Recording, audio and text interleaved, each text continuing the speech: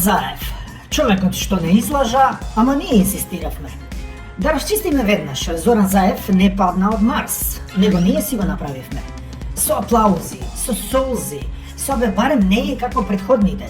И тоа барем не чини повеќе од сите лаги заедно. Македонецот што сака искреност, многу сака искреност, додека не го заболи. Некако народ имаме чудна навика, сакаме политичар што ќе каже како што е. И кога ќе дојде таков се навредуваме. Заев дојде токму таков, без филтер, без дипломатија, без чувство дека некои работи не се кажуваат, дури и кога се вистина. И ние рековме, ова е наш човек е, да, човек, со сите човечки слабости, ама на функција што бара нешто повеќе од човечки.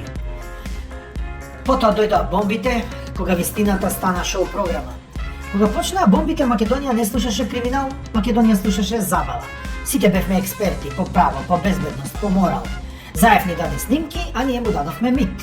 Го прогласивме за спасител уште пред да спаси било што. И тука е првата колективна глупост. Помисливме дека разобличувањето автоматски значи и расчистување.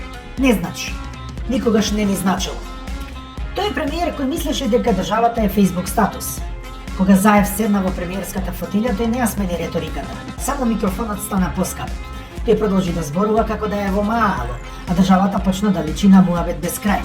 Знам дека има криминал, ќе се реши, нема докази, ќе дојдат, јас сум црпнат, Господ ме црпна и така натаму, и така натаму. А ние народот кимавме со глава како на лоша шега. Не ни е смешно, ама веќе сме таму. Заедно со него фрламе боја по владините згради. Живот за сите, тоа беше слоган за трпеливи луѓе. Овој народ преживеал империја, земјотрес, транзиција. Ние сме навикнати да чекаме, со кубурот нормално во гаките. Заев го знаеше тоа и ни го продаде чекањето како визија. Животот дојде, ама со одложување, со објаснување, со пресконференција. И не дојде за сите, туку дојде само за него и за неговите, посебно за другар му Филипче. Корупцијата не исчезна, само стана секојдневна.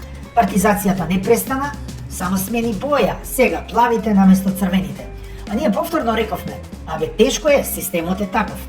Да, ама заборавивме дека системот сме ние. Пресмор беше моментот кога сите изгубија, ама се правеа дека победиле. Еве ја вистината што не сакаме да ја слушнеме. Името не го смени само Заев, ние му дозволевме. Да му излезевме, да го растуривме како дете звечка, ќе беше друго.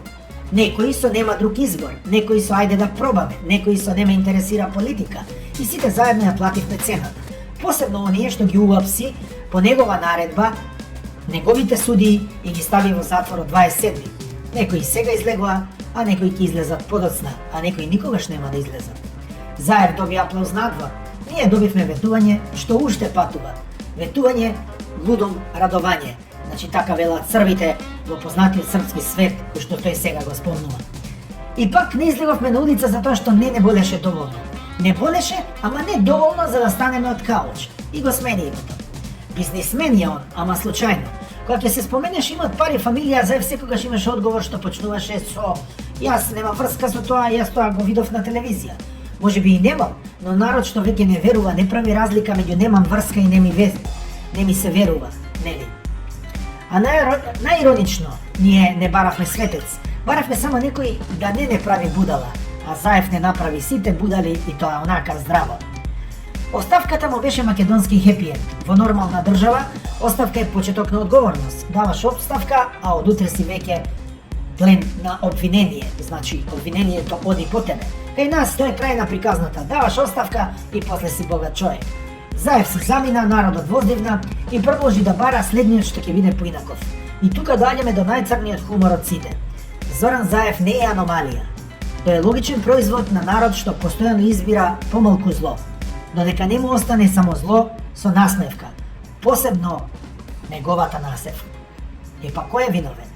Да, Заев, за многу работи, ама и ние сме виновни, што аплаудиравме наместо да бараме отчет, што навивавме наместо да контролираме, што верувавме во луѓе наместо во институции.